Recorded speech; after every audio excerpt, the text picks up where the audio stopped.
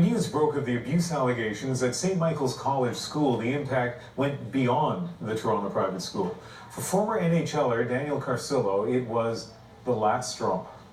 Carcillo says he suffered abuse at the hands of his teammates when he was a junior hockey player, and now he's speaking out. Others are joining him.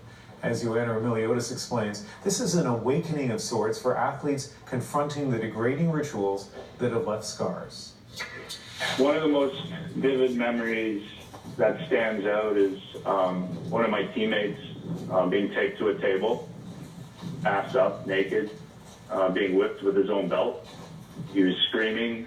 When Dan Carcillo unleashed his memories, he unleashed his demons too. I feel sick to my stomach talking about this stuff. You know, I'm sweaty, my hands are clammy, shaking a little bit. I just want people to know the truth. The truth, he says, of the abuse he and his fellow teammates endured as rookie players in the Ontario Hockey League disclosed on Twitter, unspooling a raw reel of flashbacks. Like the time on the bus when he and several other teammates were stripped naked, stuffed into a tiny bathroom, spit on through the vents. I can remember one of the guys hyperventilating, you know, and I was just bashing on the door. And I was yelling, like, this guy's hyperventilating, you know, we got to get out of here. And they finally opened it, and I just came out swinging. The daily beatings with sawed-off goalie sticks, the degradation was a ritual. Coaches, he says, turned a blind eye until he finally threatened to leave. And he never told anyone, even his parents. He shared his mom's anguish today. Today's really hard. That text from my mom killed me, you know.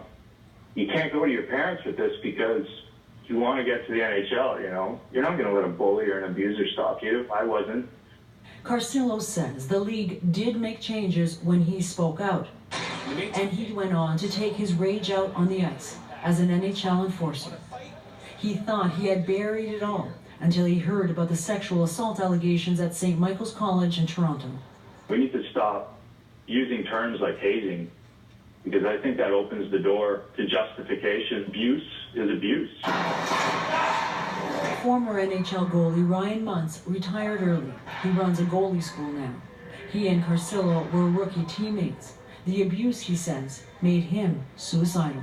I had more suicidal thoughts than anything else. You know, I really didn't understand, like, these are supposed to be your friends, they're kind of your family. It's kind of really tough for you, emotionally and mentally, and you're supposed to keep quiet because, well, you're in the hockey community. Experts say the high-profile disclosures may signal an era of reckoning in the athletic world, the start of its Me Too moment. Keep the lid on things, to keep things covered up, serves no one. It advances nothing, and in fact, quite the opposite. It reproduces these cycles of violence that happen to athletes in sport. The only way to break the cycle, Carcillo says, is to call it out. Because the demons, he says, will just lie in wait.